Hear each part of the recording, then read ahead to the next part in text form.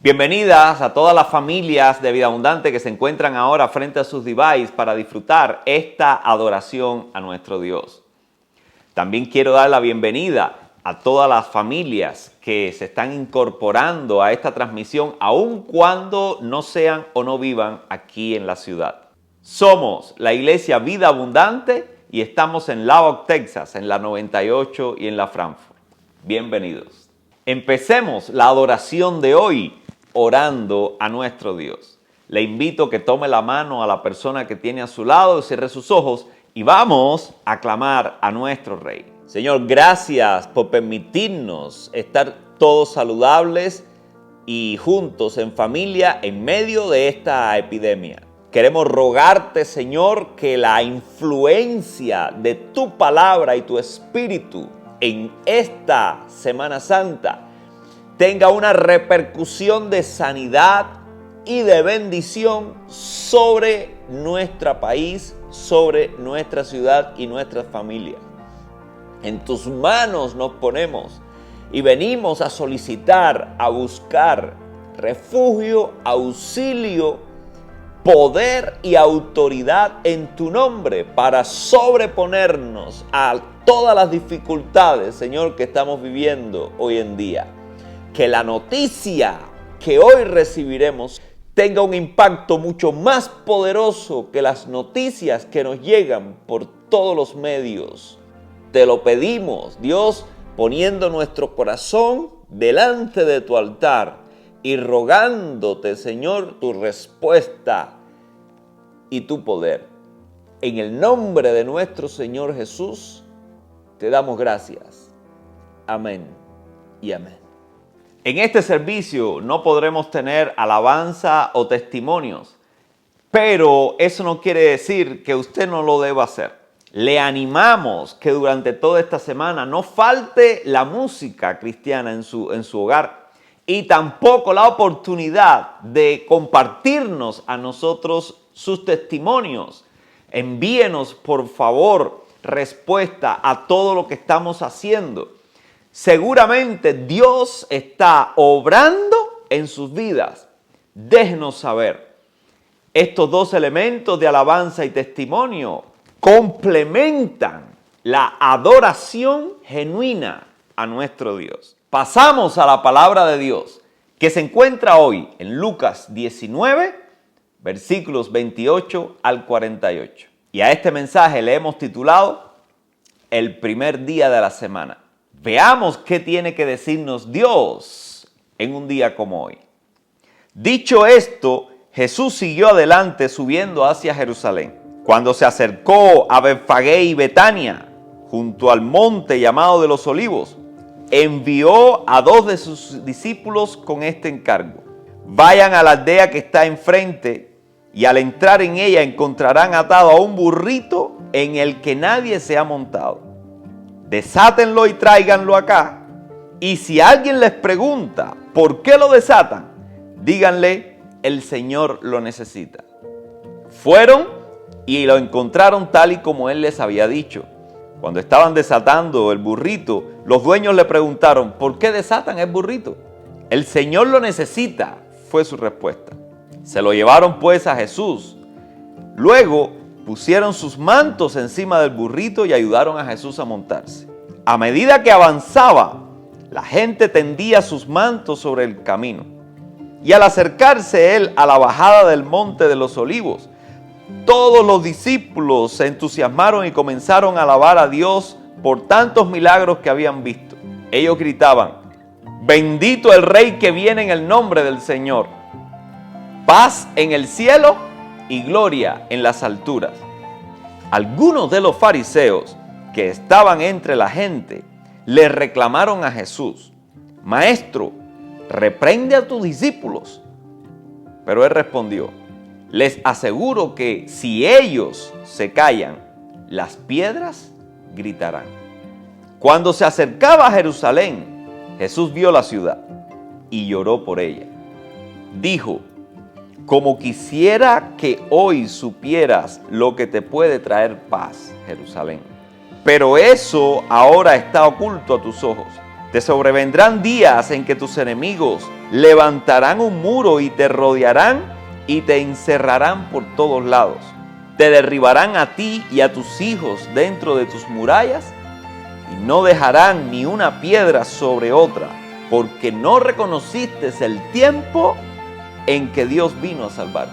Luego entró en el templo y comenzó a echar de allí a los que estaban vendiendo.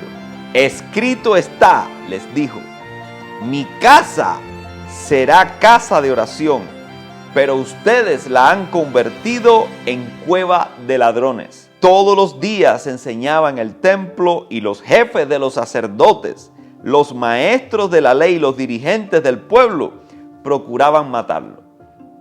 Sin embargo, no encontraban la manera de hacerlo, porque todo el pueblo lo escuchaba con gran interés.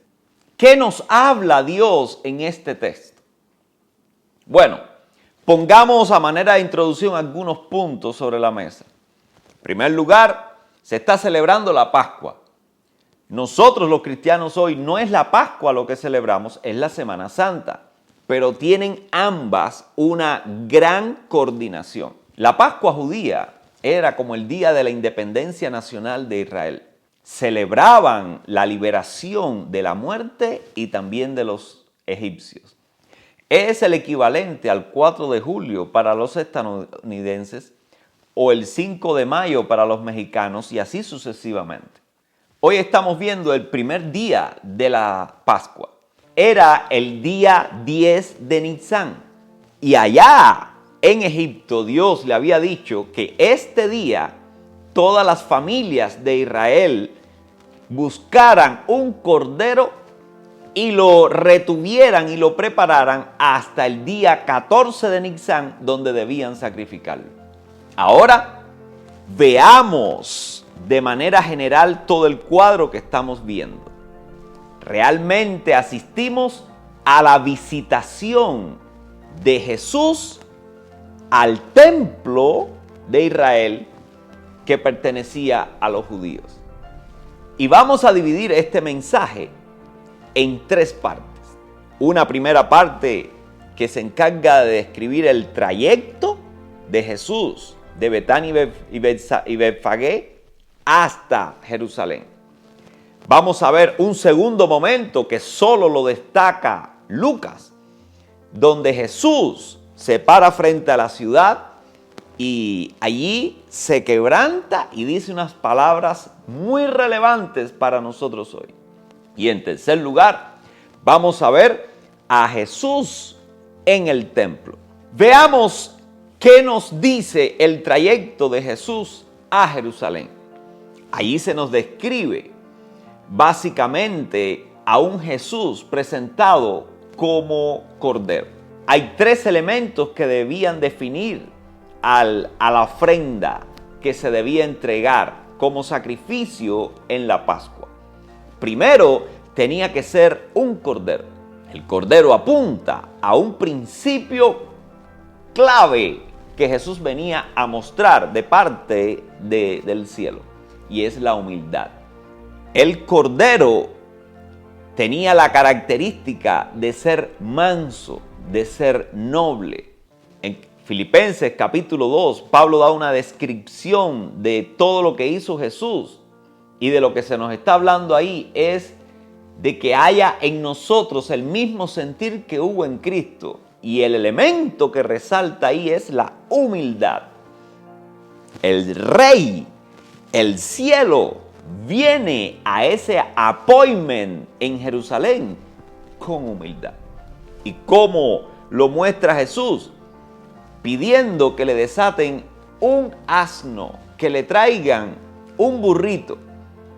No entra a Jerusalén en un caballo portentoso, tampoco, como describen los salmos, viene cabalgando sobre los aires o los ángeles trayéndolo. Viene sobre un burrito, sobre tal vez lo más sencillo de los animales. El segundo elemento que Jesús se encarga de destacar es cumplir lo que Dios había establecido para ese momento. El cordero tenía que cumplir ciertas características que Dios había establecido. Si no cumplía esos requisitos, era descalificado. La obediencia era clave a la hora de presentar este cordero, esta ofrenda. Y Jesús ahí muestra ese principio de obediencia, siguiendo estrictamente lo que los profetas y lo que la ley había dicho acerca de él en ese momento. Y el tercer elemento que Jesús ahí muestra es el servicio. Mi hermano, Jesús está a 5 días de morir y lo sabe. ¿Tiene idea de lo que implicaría para ti o para mí que el médico nos diga, te quedan 5 días de vida? Lo menos que pensaríamos en ese momento es cómo podemos servir a los demás. Buscaríamos con desespero que nos atienda. No el cielo, no el Cordero de Dios, como lo bien define Juan en su Evangelio. La respuesta de sus discípulos y aquellos que acompañaron a Jesús en el trayecto apoyan este sentir. Los discípulos hacen en obediencia todo lo que Jesús le pide. Y además, los que le acompañan escenifican las palabras del profeta Zacarías en 9:9, donde habla acerca de la alabanza que se le daría al rey cuando entrara en Jerusalén. La cuestión interesante es que quien está entrando en Jerusalén no es un rey, es un cordero, el de Dios. ¿Qué nos dice Dios a nosotros hoy? Debemos cuidarnos en tiempos como estos, de olvidar la humildad, de interpretar mal la libertad que tenemos en Dios y convertirla en desobediencia y en libertinaje. Y debemos tener en cuenta el servicio y no intentar manipular las circunstancias para que cada acto de nosotros, en vez de un servicio, se convierta en algo remunerado. Recordemos las características del Cordero de Dios, que ese Cordero nos traiga a imagen a nosotros cuando veamos a Jesús que se acerca y que viene a visitarnos. En fin, el trayecto de Jesús de Betfagé y Betania hasta Jerusalén fue todo un desfile de la obediencia, de la humildad y del servicio. Que sea un digno reflejo para nosotros y nosotros dignos representantes de esa enseñanza. Y aquí llegamos entonces al segundo momento, el momento donde Jesús se para frente a Jerusalén y llora. ¿Por qué llora Jesús? Hay 3 situaciones que describen cómo quedará Jerusalén en el futuro a partir de no haber reconocido al Cordero de Dios y no esperarlo, fallar a la cita de Dios con Israel. Y leo para ustedes. Quiero que en la medida que leamos, veamos si encontramos algún paralelo a la situación que estamos viviendo hoy la humanidad. Dice así: 3 cosas ocurrirán. La primera, te sobrevendrán días en que tus enemigos levantarán un muro y te rodearán y te encerrarán por todos los lados.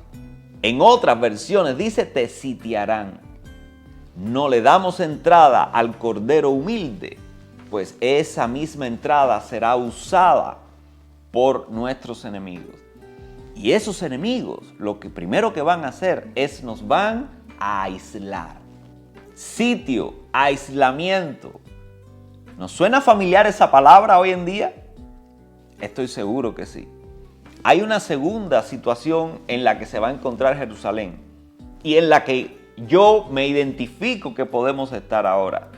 Dice así: te derribarán a ti y a tus hijos dentro de tus murallas. Te derribarán. ¿Qué alusión más clara a la humillación? Yo no sé si usted ha tenido esa experiencia, pero es funesta. En medio de un lugar escogido, donde hay muchas personas importantes, usted viene caminando un poco apurado, tropieza y cae al suelo.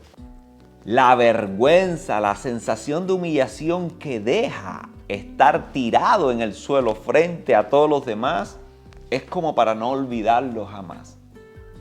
Bueno, mis hermanos, humillación, ¿nos suena también esa palabra hoy en día? Hemos visto por televisión a gobiernos, instituciones. Hemos visto a ambos fracasar, asustados, tratando de encontrar una solución desesperadamente en medio de la pandemia que vivimos. Otro elemento de poder y que nos orgullece como humanidad hoy es la tecnología. ¿A dónde la hemos llevado? Pues la tecnología ahora no nos ayuda, escasea. Otro elemento importante, la ciencia. Ahí la tenemos corriendo, apurada, sofocada, asfixiada, tratando de poder encontrar una vacuna, una cura o un procedimiento estándar que no solamente alivie los síntomas, sino también cure a la gente. La impotencia se está viviendo en los medios cuando vemos personas desesperadas hablando de que sus familiares mayores de 65 años están en un grave peligro. Médicos comentando de la difícil situación en países tan poderosos como Europa, en el cual no hay respiradores para ellos y hay que escoger entre uno y otro.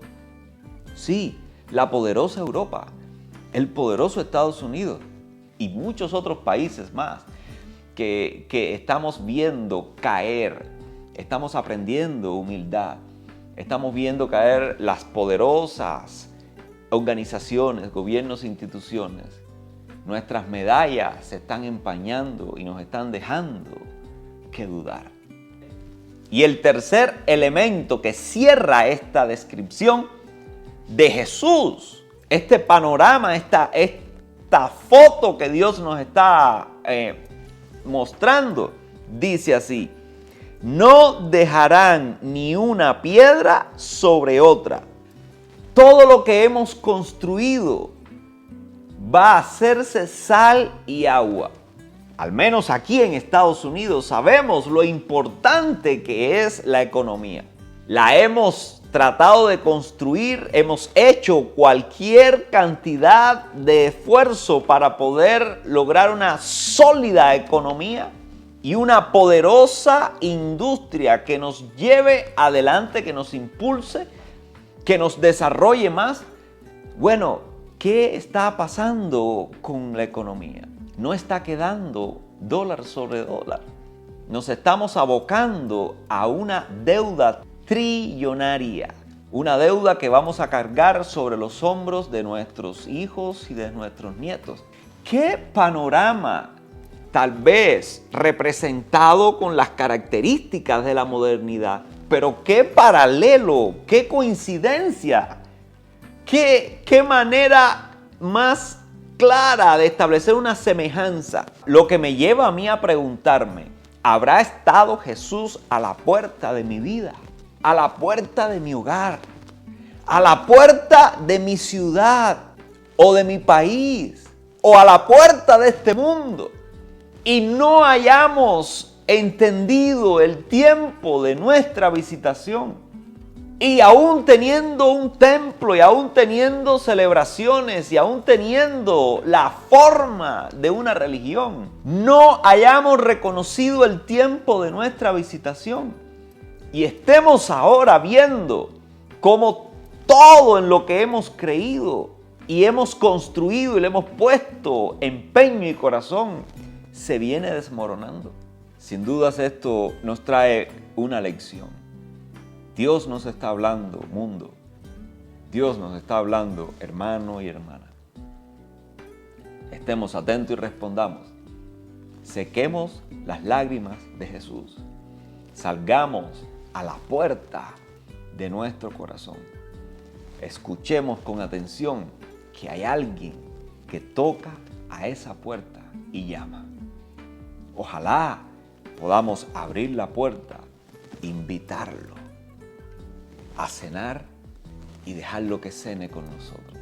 Y esto nos lleva a la tercera etapa. Jesús se seca las lágrimas y se mueve adelante y entra a la ciudad de Jerusalén. Pero no es a la ciudad, a los gobernantes. No era ahí a donde el Cordero de Dios iba. En la Pascua, el Cordero debía ser llevado al templo, porque en el templo es donde se hacían los sacrificios. Así que en el templo debía estar esperándolo el sumo sacerdote, debía estar esperándolo el pueblo de Israel reunido, debía estar esperando allí con ansia el cordero que Dios iba a proveer. Recuerda a la desesperación de Abraham cuando levantó su cuchillo sobre el cuello de su hijo. ¿Qué es lo que estaba esperando Abraham en ese momento? En esa cita, en ese monte con Dios, ¿qué es lo que estaba esperando allí? Un sustituto, una provisión de Dios, un cordero que pudiera tomar el lugar de su hijo. ¿Qué debería estar esperando Jesús allí en el templo de Jerusalén? Debería estar esperando un altar de los sacrificios limpio. Debería encontrar a los sacerdotes bañados y con vestiduras relucientes, preparados para hacer la sustitución, para sacar de ahí a la nación de Israel y ponerse él. Y con alabanza y con gratitud, adorar al Dios de los cielos, que ha mostrado su favor, dejándonos saber que Él va a proveer el sacrificio y la muerte y no va a dejar que seamos nosotros quien respondamos por ella. Es un regalo, es un appointment de regalo, es un appointment de gloria, es un appointment de gratitud. Es un appointment para vivir de rodillas y en adoración constante. Es un momento que el cielo espera que se reciba con mucha ansia, con hambre, con la necesidad a flor de piel, con lágrimas en los ojos, con cántico de alegría en la garganta. Con eso. Y llega Jesús al templo y ¿qué se encuentra? No se encuentra ni a los sacerdotes, no se encuentra tampoco el templo ni limpio, Él lo tiene que limpiar. Lo que se encuentra son a las personas embuidas, sumergidas en sus negocios, aislados en su mundo, buscando sus propios intereses. De manera que Jesús llega al templo y no lo están esperando a Él. Y Jesús tiene entonces, ante aquel appointment frustrado, tiene que decirle a la gente de Jerusalén, ¿no teníamos un appointment? ¿No era un appointment celestial único en la historia? Cuando yo nací, los pastores de Belén no dijeron, gloria sea en las alturas y en la tierra paz. ¿No había sido anunciado que había llegado el Cordero? ¿No estamos ahora en el tiempo de conseguir la provisión de Dios? ¿No es eso lo que debíamos estar esperando? En el día 10 de Nisan había que proveerse del Cordero. Todo el mundo estaba corriendo a ver cómo pagaba uno y el Dios de los cielos estaba entregando el suyo para hacer de esa Pascua la última de las Pascuas, para hacer ese sacrificio el último de los sacrificios, para llenar de satisfacción la necesidad ardiente de Israel. Es muy duro esperar una cita importante y cuando uno llegue a la cita se encuentre que con quien se iba a encontrar no está.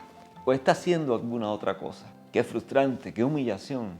Qué manera de mandar este mensaje no es importante. Estamos muy ocupados en lo nuestro. En ese tercer momento, Jesús tiene que hacer el trabajo que no hicimos nosotros. Y lo que había hecho con los discípulos, limpiarlos con la palabra de Dios, pues entonces se dedica a quitar a toda la distracción del templo y decir, este templo es casa de oración y aquí debían estar ustedes, como estuvo Simeón y Ana cuando me trajeron a mí. Sacó a todos los cambistas, volcó las mesas, hizo espacio para la oración, no para el negocio. Y la segunda cosa es que empezó a enseñar a todos los que estaban alrededor, todos los que querían ser limpios por la palabra, por el mandamiento de Dios. Y ahí tenemos a los gobernantes, a los escribas y a los fariseos y a los sacerdotes buscando la manera de matarlo. ¿Cómo vas a tratar de matar a una persona que se viene a ofrecer como un sacrificio? ¿Qué manera de estar desconectado de la realidad? Y aquí termino mi mensaje.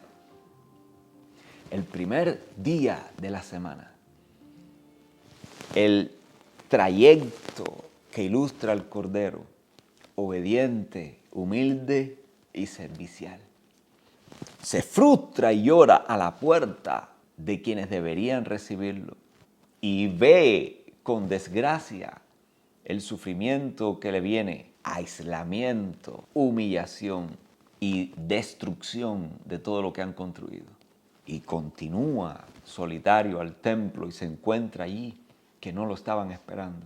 Esa es la imagen que Dios da del primer día de la Pascua. Estemos conscientes, revisemos que estos elementos que estamos viviendo hoy en la pandemia no sean una imagen, una repetición en versión moderna de lo que Jesús advirtió.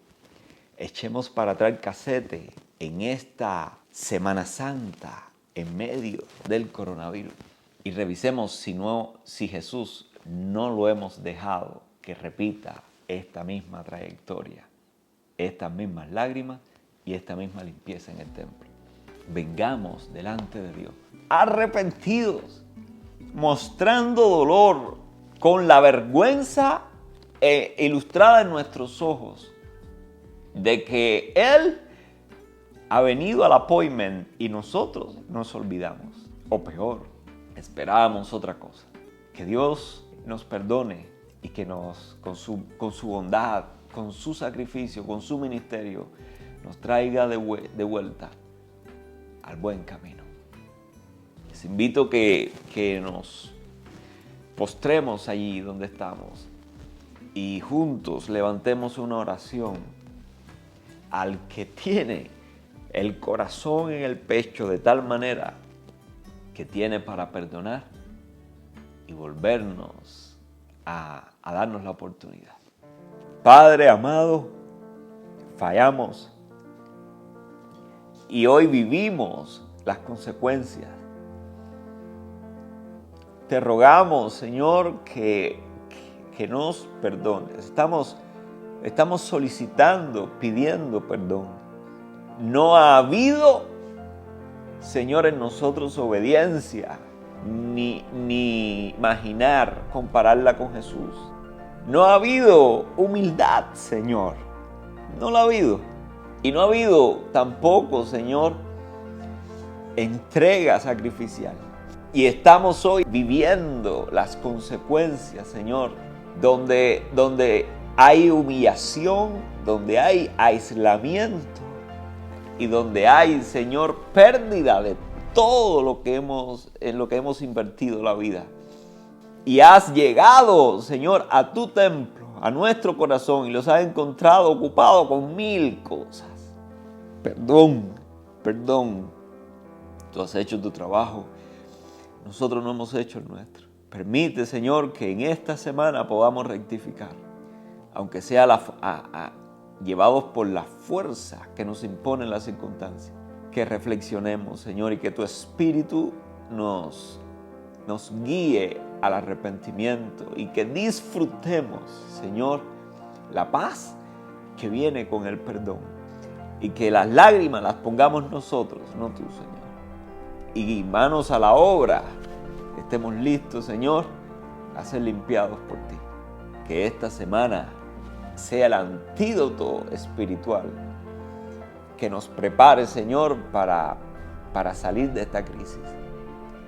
Te lo rogamos en el nombre que es sobre todo nombre, Jesús, Cordero de Dios.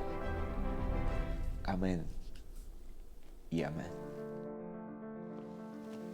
Es el tiempo para que podamos ofrendar. Aquí estamos poniendo frente a usted la manera en que puede hacerlo, solamente mandando un texto que diga la cantidad y que ponga el número 7 y vida abundante al lado. Tiene que mandarlo a este teléfono que le estamos dando. Vamos a consagrar esas ofrendas, porque eso no es dinero por dinero. Ese es el fruto de nuestro sacrificio y el sentido que le estamos dando no es comprar algo, sino es mostrar gratitud y es adorar a Dios. Oremos. Padre, gracias por el fruto de nuestro trabajo.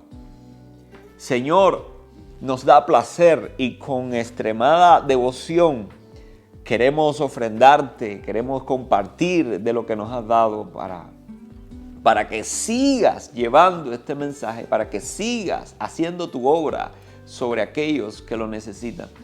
Usa, Señor, nuestras ofrendas para seguir tocando la puerta de lugares y poder seguir entrando a corazones. Todo esto te lo pedimos, Señor, con mucha convicción. En el nombre de Jesús. Amén y amén. Y para terminar, algunos anuncios. Tiene que ver con Semana Santa. Y vamos a tener 3 celebraciones principales entre semana. La primera es, pondré un devocional todos los días. El viernes, pues, tenemos nuestra reunión de oración. El próximo domingo no tendremos nuestro video a las 3 de la tarde. Nuestro servicio lo vamos a transmitir a las 7 de la mañana, como a la expectativa de la resurrección de nuestro Señor. Un abrazo, Dios le bendiga y raje, abra el pecho y la mente para que en esta semana no solo las noticias del televisor, también las noticias del cielo hagan un impacto poderoso y equilibren este momento tan difícil en nosotros y nuestra familia. Que Dios nos bendiga y feliz Semana Santa.